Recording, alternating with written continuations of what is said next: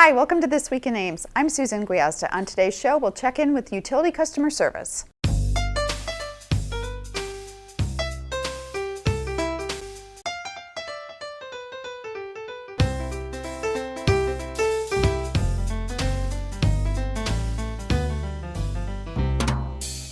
My guest today is Nikki Hayes, who is with the Utility Billing Customer Service Department here at the City of Ames. Nikki, welcome to the show. Thank you.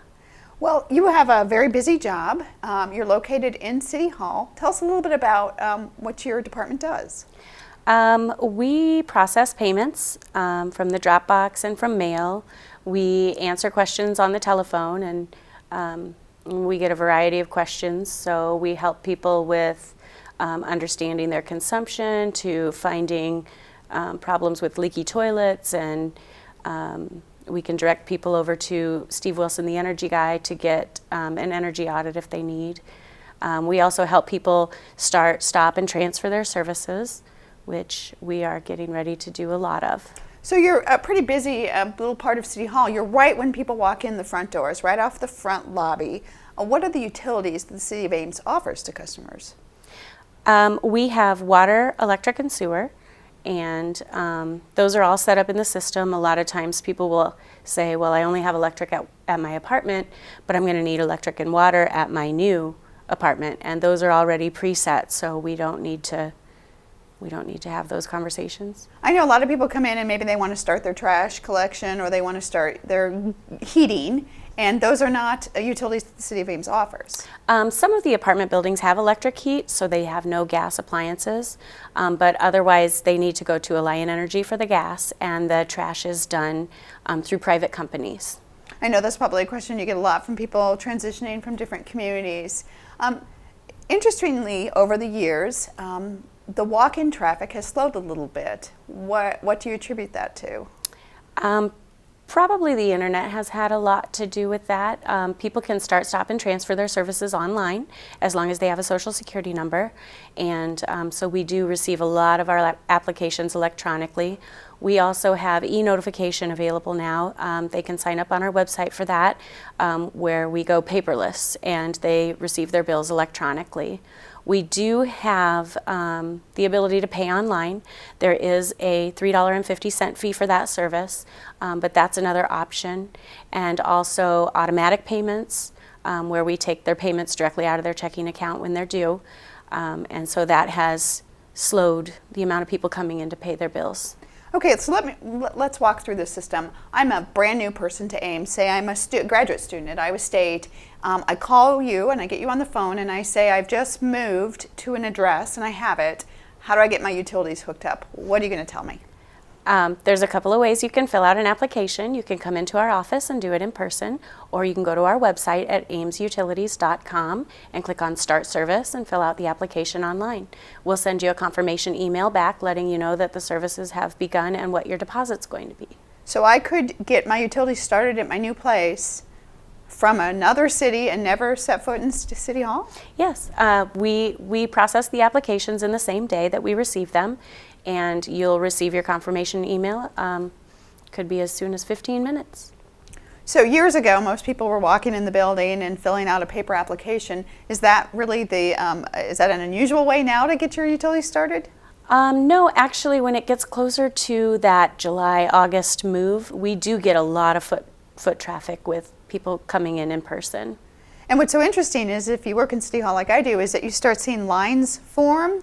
But if you wanted to avoid the line, how would you suggest doing that? Oh, definitely go to the website, amesutilities.com, and it's just a standard application. So name, address, phone number, emergency contact, and it's a lot faster, I think. How soon can I do that? Say, okay, I'm now a grad student 2 years later and I'm graduating. Now I need to stop my utilities.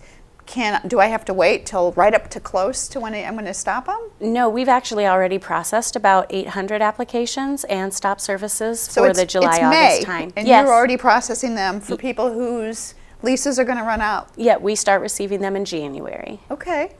So there is no, you have to do it within 4 weeks of stopping or 2 weeks of stopping. And in fact, the longer notice you give, I guess the faster it is to get it done. Yes, the dates are chosen by whoever applies first. So if you wanted to stop your service on July 31st, but we've already received an application for August 1st, you're going to get that you're going to get the August 1st date.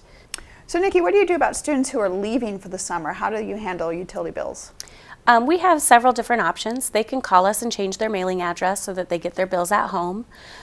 They can also sign up for e-notification, especially the students who are leaving the country for the summer. They'll sign up for e-notification. They'll still get their bills over the summer by email.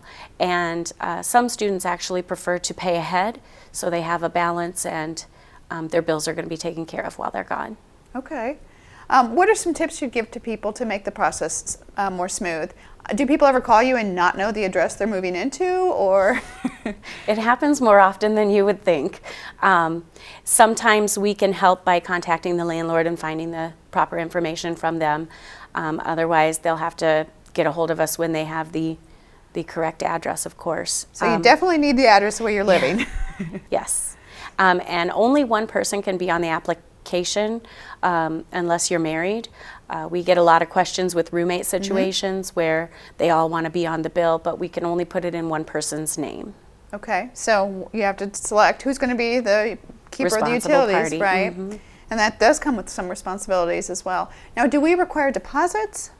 We do require deposits unless you've had utility services with us previously or with another company and can get a letter of credit. Otherwise, the deposit is calculated by the highest bill in the last 12 months at the location you're moving to. And we hold on to that until they make 12 on-time payments in a row. Then we refund it to the 13th bill. If they move out before that 12 months is up, we just refund it to their final bill. So again, you can still do that online, or is that something? Yeah, you can still do it online. We bill the first deposit, so you don't have to come up with the money up front. Okay. Anything else you can add that people should know when they're switching around their utilities? If they want to stop their service, they can just do it over the telephone, so they can call us at 515-239-5120. They can always call us if they have any questions. Make sure they sign up early. Normally we need at least 1 business day's notice, but because we have 6,000 people moving on July 31st and August 1st, we have had to cut off the dates a few days before. So you spoke of moving, and one thing that, not necessarily for a student renter, but for a person who's looking at buying a house, do you ever get people call up and asking for average utility bills? Yeah, we actually recommend to the students because they do a lot of shopping around before they decide on their apartment. They can call us with a list of addresses, and we can look up the security deposit. We can look up what the average utilities are there, and that can make or break where they move. Well, I hadn't even thought about it that way. I was thinking if you're purchasing a home, but I guess if you're making an investment in a home for the next, year or two, you'd want to know what your commitment is. Yes. So it certainly would help with budgeting. Wow, that's another great service I didn't know you even offered. Yeah, and we also have budget billing. So once they've been in a location for 6 months, if it's something that they're interested in, they can just give us a call. We can let them know what the budgeted amount would be, and we'll switch them over to budget billing so that they know exactly what they're going to pay So that's every like month. a flat fee each month instead of the up and down that comes Yeah. with because traditional billing. some people, their heating bills are pretty high, the air conditioning bills are pretty high, and it's much easier to plan for that if you're working on your budget. Wow. Well, you said this is getting into the busy time, so I appreciate you taking a few minutes to stop by. Thank you. Well, that was Nikki with our Utility Billing Customer Service Department. Obviously, if you have questions, you mentioned that phone number at 239-5120. Also, get information at amesutilities.com.